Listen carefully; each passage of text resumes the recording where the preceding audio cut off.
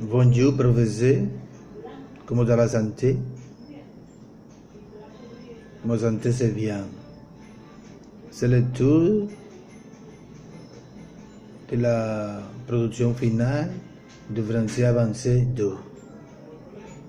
Et là, souvent.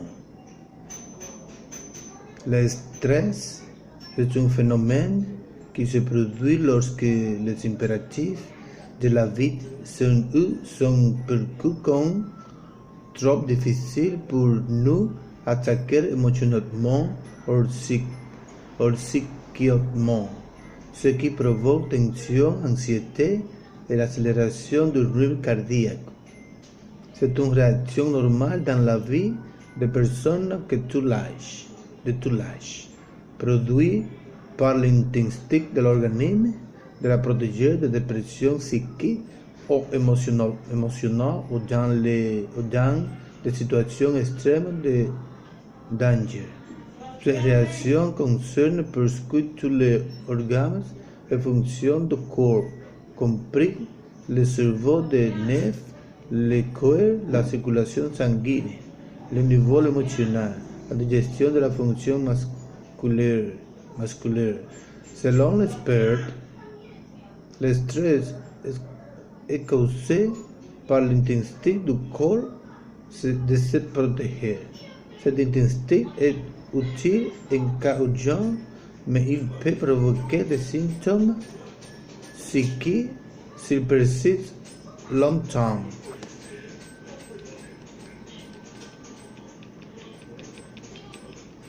Le stress peut entraîner une hypertension artérielle dans le corps, une gastrite, des ulcères de l'estomac et l'intestin, une simulation de la fonction rénale, des problèmes de sommeil, des troubles d'épuisement et de l'appétit, entre autres troubles.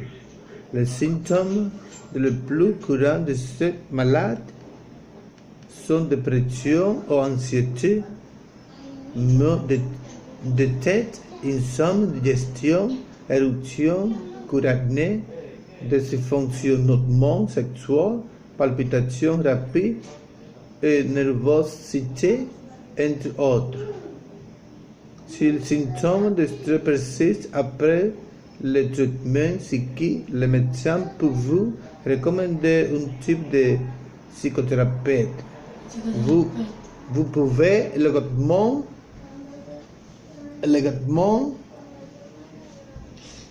décrire des tranquillisants, des antidépresseurs ou des bêta-bloquants à titre de mesure à court terme.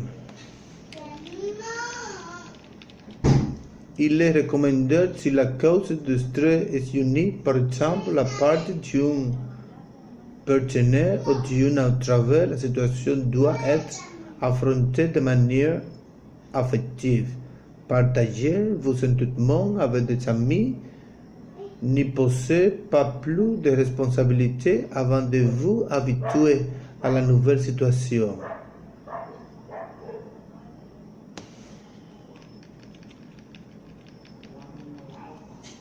Grâce à you, l'esprit que face au stress causé par des facteurs négatifs s'accompagne souvent d'un processus dépressif auquel le médecin doit agir simultanément.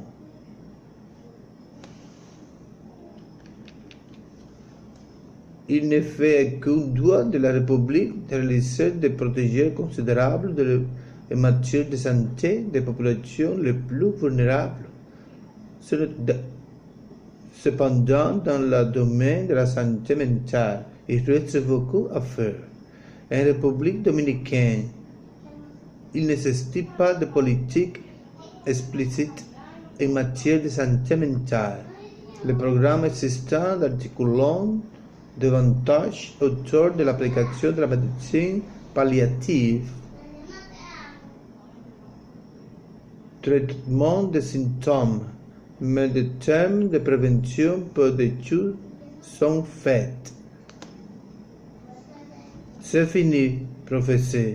ma position de la production finale de français avancé du. Au revoir, à bientôt.